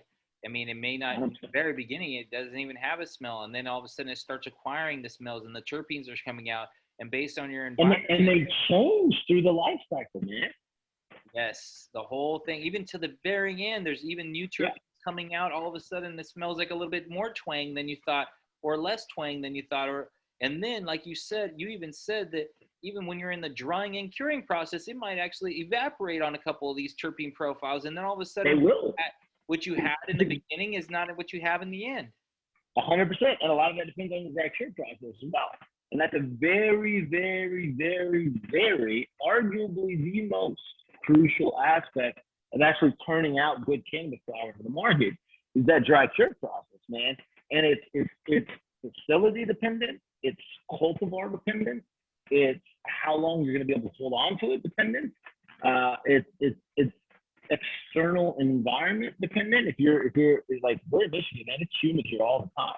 So you have to take your dry points, your humidity levels down quite a bit more than you typically do in other environments. You know, Jungle Boys will tell you 60-60, right? Well, that's cool. It probably works where they're from, but they might change. I would not be surprised if they change their dry cure in their Florida facility, for example. Whereas in Florida, it is humid. And so what happens is as soon as you leave that facility, you know, you got budtenders opening shit up and closing shit and just transient properties of gases as they move around that are going to change the makeup of that plant. So the dry cure process is super important as well in terms of the final expression of the plant. 100%, you know, and doing it nice and slow in a cold environment, you know, and just making sure nothing evaporates and it's in a dark place and there's not a lot of wind all over it, you know, and then burping it correctly and then finally curing it correctly and then finally getting it to that spot where it's like, oh shit, it actually tastes like chronic, smells like chronic, and fucking is chronic. And then hours and hours and hours later, see, there's some terpene profiles that you're just like, fuck, I can open that bag a month later and it still smells like that shit. And there's some that you're just like, fuck, it doesn't smell that much anymore. What the fuck happened? You know, so it's like there's a whole and again so there's kind of some interesting theories around that too. Some of these terpenes and cannabinoids are super volatile, right? And some of them are less volatile. And there's a word for the ones that are less volatile, but the monoterpenes tend to be the most volatile. So those, like, you may have them when you open the jar, but oftentimes by the time you make it in dry cure trim, it gets up to the dispensary shelf, and then somebody comes and gets it. There's testing in there too, and there's all this other nonsense. There's logistics and there's packaging and all of them. Often by the time somebody gets it, if it was very monoterpene driven at the beginning, like when it was still on the plant when you first harvested or when it got just out of dry cure, a lot of that smells gone.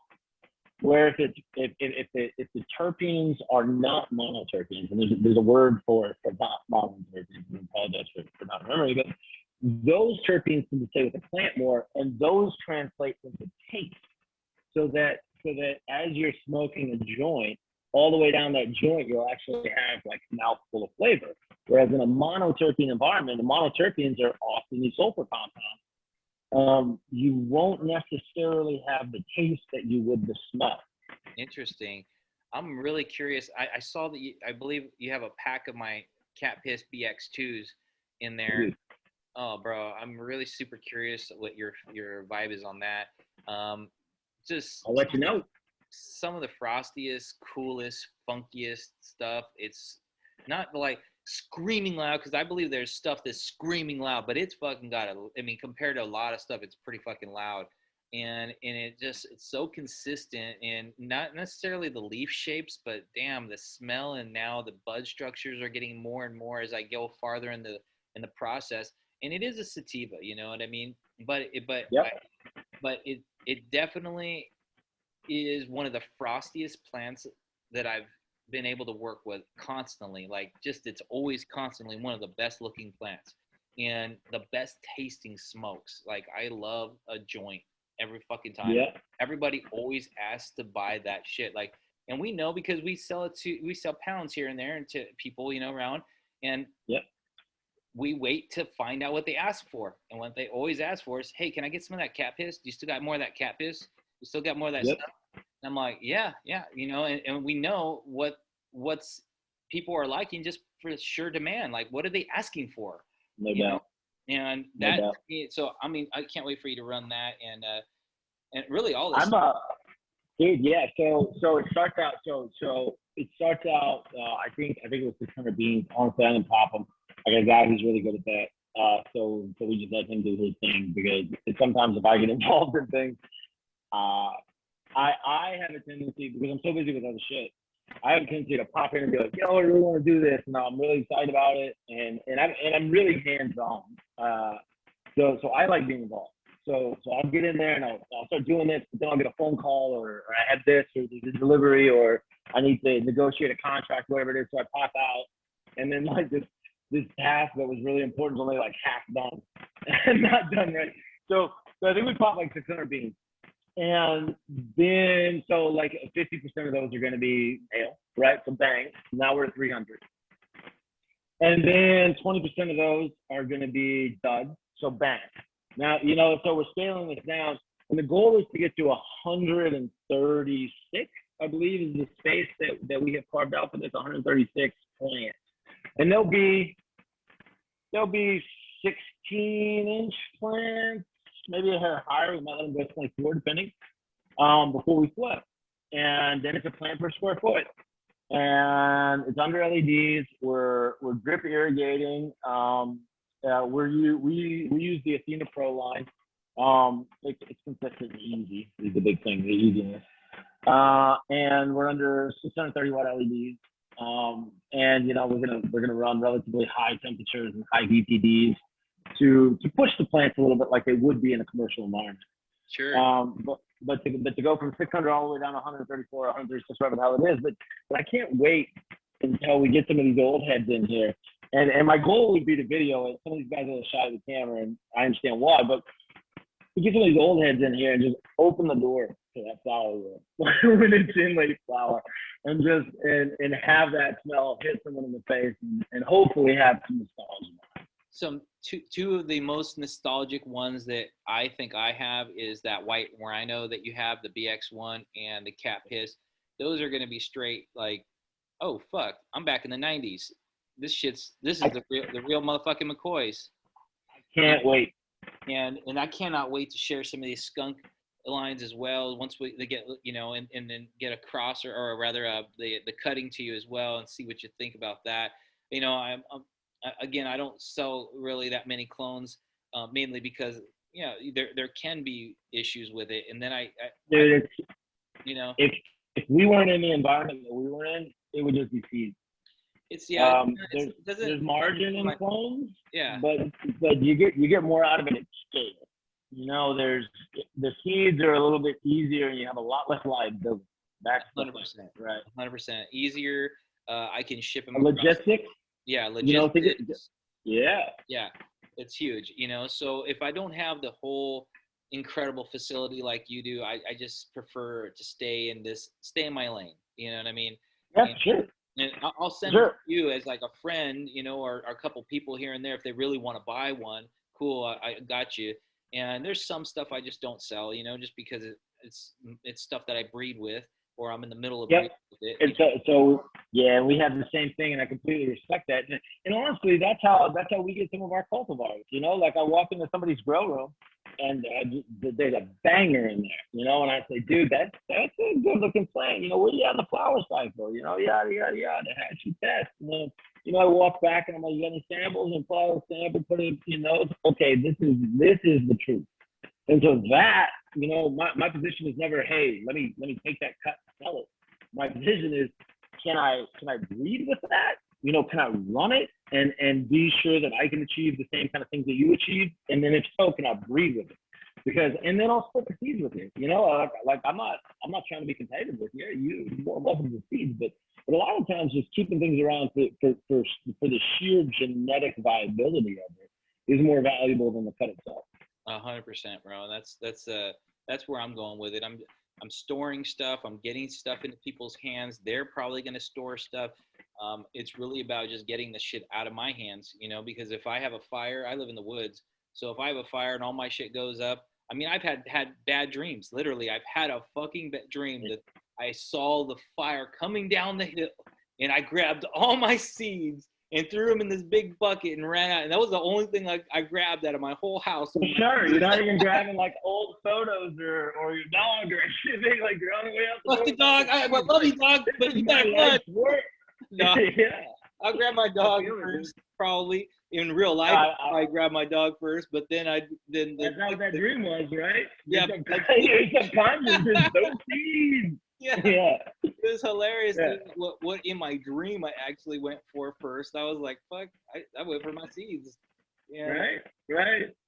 Well, so I mean, we have the same concerns, just slightly different here. I mean, certainly fire, obviously. I mean, we're an electrically powered facility, and it doesn't take much. You know, I mean, theoretically, all of our stuff is done by. I mean, all of it is done by licensed electricians. But I can tell you this from working with a bunch of licensed electricians. Some of these guys know a lot less about electricity than I do.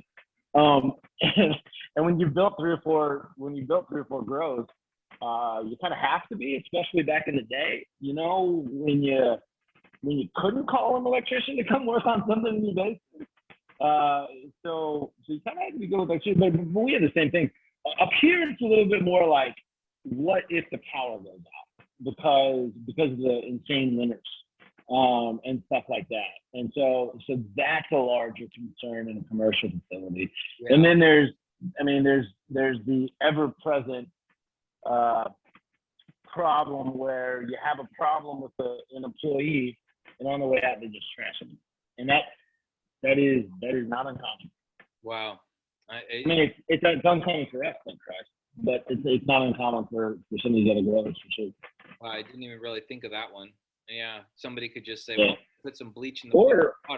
Or on their way out, just snag little pieces of cuts and then just not come back the next day. You know, if they think they're on their way out already, or they get in with a job offer or whatever it is, I mean, they know what these genetics are. Yeah, they're here at the facility with us where we're developing them and finding them. So employee theft and disruption is a real concern in commercial teams. Yeah, no, the more hands, the more risky it is in a lot of ways. So I get that. I mean, in any business, it's always the quality of the employees and the quality of the facility or the you know. And so, yeah, and really, as you scale up, as you're trying to grow and level up as a company, it really does become so much about the people. You know, that becomes, as a business owner, there's two things that become super important in that. It's like, well, there's maybe three. So you have like the protecting your intellectual property, right? Which is very difficult in the cannabis space. That's a very important thing. Then there's the financial aspect of it, which is pretty damn important. If you don't have money, you can't run a business. But the big one, the really big one that is usually overlooked, is everybody's looking for the person at the cheapest price to fill the role. And that's usually not the best way to build a really good company. You know, the best way to build a really good company is to find the best person for the role and then try to find a fair thing that you can both live with. 100%. You know, I would rather pay one guy a lot of money that I just know is a badass versus three guys, small money, and I just don't know if they're going to even be around next month. You know, yep. Employee turnover is the largest killer of business because you got to pay for them, you got to train them, you got to groom them, you got to grow them, you got to trust them, and then they leave with all of that knowledge that you've imparted over that 6 months or a year or whatever it was. 100%, and then they you know, and then you got to start all over. Yep, with some new that's exactly what it is. We're going through this process of hiring a new tissue culture lab director here, and man, we've got I literally cannot count the number of applications that we've got, but there's like 3 people at the top of the list, and those people are. It's about how long have you been doing this and what can you provide to the company? Because the truth is, I could either put 3 people back there in that lab, or I could put 1 stud back there in that lab. And I would much rather have that stud back there in the lab because he's going to be able to do stuff in that lab with tissue culture that I can't even understand because I haven't been doing it.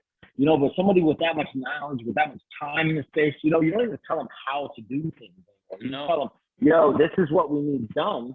And then he's going to come up with a really innovative solution that's going to push you, 6 months ahead of your competitors.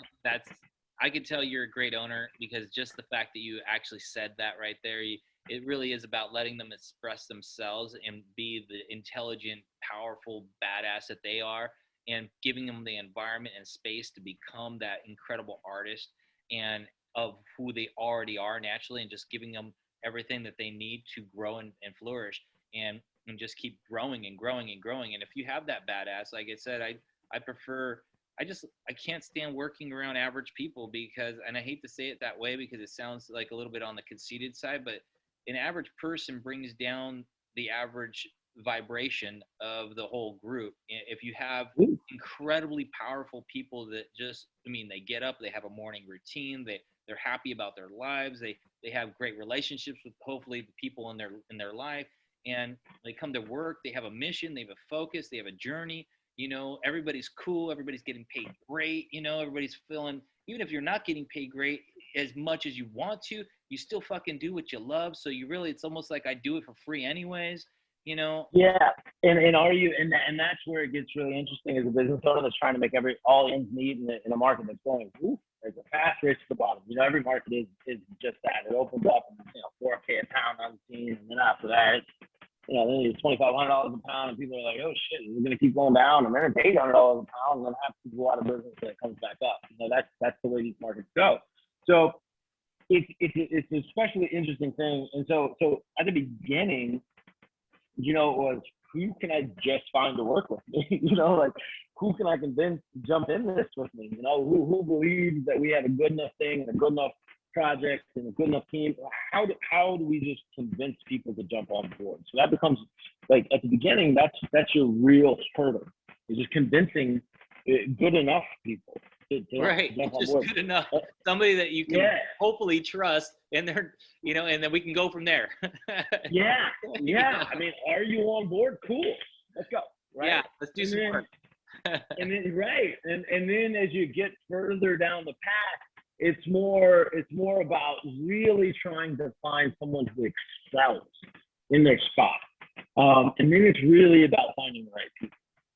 But that beginning point, and I'm not gonna lie to you, man, a big chunk of this was just like, do I think I can convince this guy to stop doing what he's doing now and make a lot more money out of his basement? Gonna jump into something that may or may not work, right? Yeah. So that was the beginning of it, and that was one thing. But now we're in a very different spot, and we don't have time or space or money for people who don't crush. If you don't crush, you ain't here, you know. Yeah, and now, but at least you're able to present an incredible process to somebody, and they can jump into it and hopefully make it better and maintain what you have at the same time, you know. And and we're seeing a lot of these, you know, so we have two kinds of employees at the stage of market that we're in right now, and kind of doing what we're doing that are kind of approaching us. And one of them is these people that are tired of working for MSOs. We get a fair amount of that. You know, tired of working in a big company where they don't really have any where they're not appreciated. You know, that's a big part of it. Oh my God! That you have to be doing something that you feel is adding value. You have to feel like a challenge and a task, and you have to feel that. That's a feeling thing. And then the other one is there's a lot of people going out of business. You know, there's a whole lot of people that probably shouldn't have been in the weed game for a long time. They could raise money. You know, they had a friend or the dad or their cousin or whoever it was that had a bunch of money. You know, they raised money and built 5, 10, 20, $30 million facilities. A lot of that. But can you run that? You know, that's where it gets. It's running the people. It's leading and managing. And so there's a difference between managing and leading. You know, managing is not understanding the plan. Not understanding the plan. You get people who come from various walks of life who don't really understand the complexities of the cannabis industry. And this is one of the most complex industries I've ever been. I've been in software. I'm formally trained in finance. I've done sailing charter business. I've done a bunch of different things. And this is by far the most complex industry. I mean, that's why I was saying that I'm super impressed with your vibration, your knowledge base, all the little details that make a successful business, especially in cannabis, knowing all the pitfalls, knowing all the good stuff, and then being able to mold the people around it. And then, you know, from even them having attitudes with each other, with you, with the way they're, you know, they like one person in the team, but they don't like the other person. And now it's so much to have a success, period, but to have a success in cannabis with all the legalizations, all the monitoring, all the bullshit, all the testing that has to happen. I mean, from every little angle to it, and having all your checklists and being able to do it on a daily basis and being able to flip the bill to do it on a daily basis and actually get a profit. Holy and shit. do it during COVID. Miracle. You know? You got a fucking living miracle happening is what you have. Yeah, it is for in my personal opinion, any indie person, you know, that manages to pull it out from the caregiver or whatever it is side into the commercial space, and then have some longevity there, has done a really remarkable thing. A really remarkable thing. Dude, I'm so impressed, bro. Even I could listen. I've been owned businesses for probably 20 years of my life. And I could tell when there's somebody who's actually knows people and they're going to, you know, and processes, you know, and systems and systematically made it into a successful business. That's like when I look at Coca-Cola or I look at these large companies that have thousands of employees and all this, I really look at like that's a living miracle because it is. That's I mean, that's the unicorn. Right, that's the unicorn that I'm hunting for. You know, that's the business version of a massive penal hunt, with one actually turned out okay. Yeah, it's an unbelievable process, bro. It's so my hat's off to you, man. I mean, honestly, I'm so proud to even know a person like you and get, you know, and start to get to know somebody like you in my life, you know, and I want to surround myself with people just like you that are at those levels of life, because that's the level that I aspire to be at all times. You know, in my businesses, I got to say that it's tough. You know, I've fired everybody at times. I've hired a bunch of people. I fired them again. Then I had to work on myself. Then I realized the problem wasn't with them. It was with me. And I had to go through stuff with me. And then having to learn all those processes and all those mistakes and all that stuff and still flip the bill and still keep going and still believe in the dream and still process this thing through and then have a success on top of that. Holy shit. It's hard. It's hard. It's hard. Bro, I'm like, I'm looking at a master, bro. That's what I'm, you know. Oh, thank you. Hey, we'll see. Give me 5 years. Let's have this conversation in 5 years. Hey, bro. All I can say is I love to contribute in any way I can. Knowledge, seeds, you know, clones. I don't care. You know. Yeah, we'll I can, bro. Keep working together, man. That's why I reached out to you, dude. You're doing cool work. It's the kind of work that we like to showcase. So, quick. We're doing the skunk hunt. I got to bounce. We're about to turn the ozone on in here in the common areas. I'm not going to be able to breathe. So we're doing the skunk hunt, right? Right on the back end of that, we're doing this old plus new thing, where we're trying to find people who have hit, maybe hype might be the right word, but these kind of like newer designer-esque cultivars with some of the old school stuff. And so that's going to be another 600 bean-ish pop, and that's going to be right on the back end of the skunk hunt. And so that would be something that I would like to communicate with you a little bit more on as we move towards it. We have plenty of time. There's no rush. But communicate with you a little bit more on, because you may have some insight into some people that are kind of doing those things. Yeah, I do. You know, and I'm lucky enough to have a lot of people that know everybody or that do research, like historians, people that literally look up everybody's stuff all the time, trying to find the best people out there, trying to find all the people that are hiding, that don't want to be found, that aren't even online, and just going through that. So I'm lucky to have those kind of people that do that kind of stuff around me. That's how I'm finding all these incredible little variations of varietals.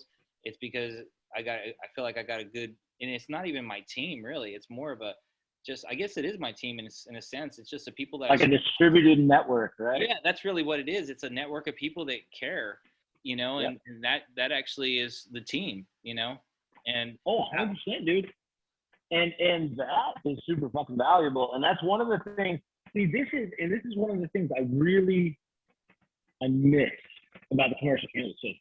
Because once it turns commercial, man, like the old school guys still get together and do this. So there's a tight crew that kind of gets together and shoots the shit and is super fucking honest with everybody. And we just, you know, we trade information. Sometimes we trade genetics, but we do all these things together. And a lot of it's kind of handshake-ish. You know, don't get me wrong, there's a lot of contracts too. But but you lose that community vibe, or at least a big chunk of it, once everything goes commercial. Because then everything's tightened up, and there's NDAs and NDCs and IP infringements and all this other stuff. Yeah. And you start to lose a little bit of that, like, yo, we're all in this together, trying to bring the industry up thing. And I'm getting a little resentful of that in the commercial space. I wish there was a little bit more openness and collaboration.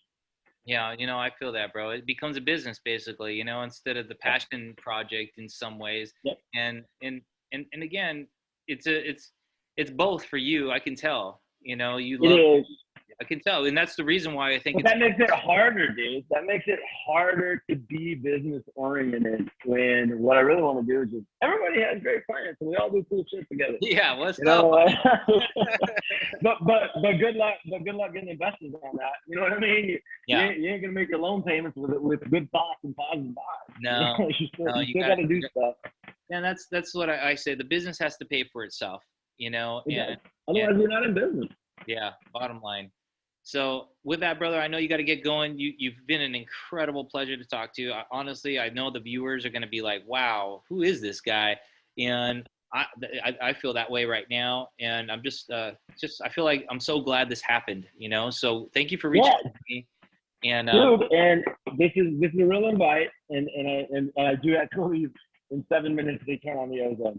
But this is a real invite.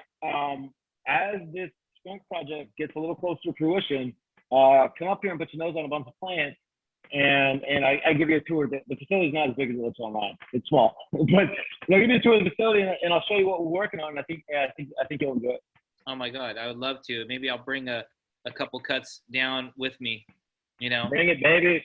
Bring it. We'll where are you at? Sample it out. I'll introduce you to some of this fruity hash that we got, and we'll go from there. Where are you located exactly? What state? Bay City, Michigan. Michigan. All right. Nice. Yeah, it'll be kind of into summer, midsummer-esque when we're kind of at the right time to come put your nose on plants. So at least it's not winter. If you're trying to convince someone to come to Michigan in winter, that's a whole separate story. I feel that. Well, definitely, this summer's coming soon. So, bro, again, stay in touch. I'm gonna be following you like you have no idea, man. So I can't wait to see what you find.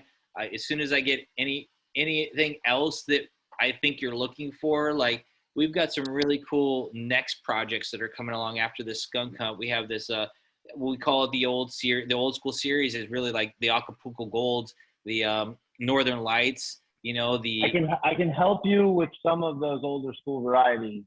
So definitely stay in touch. Yeah. All right, my man. Nate, cool. A pleasure, brother. A pleasure. Thanks for your time, man. It was awesome. Right back at you, man. I appreciate your time. I hope everyone got something out of it. I think they will, bro. I think they will in a massive way. So, all right. Till next time, guys. This is some real cannabis talk. We had Nate. Go check him out on his Instagram. You want to plug your Instagram one more time, Nate? Yeah, it's at primaclones.com, Prima clones.com. And, it's at Prima Clones on Instagram, but we also have a website, www.primaclones.com. So go to his website, check out his gear, go to his Instagram, give him a follow. I mean, seriously, you can tell who he is by this talk, and you're going to be finding some quality, clean clones. And it's not going to be some bullshit out there. It's going to be the real deal that's actually been smelt, tested, ran, and figured out already. And that right there is worth every freaking penny you give when you buy those kind of clones. So with that, my man, thank you, Nate. You have a great one, brother. Cheers, you too, bud. All right. Yeah.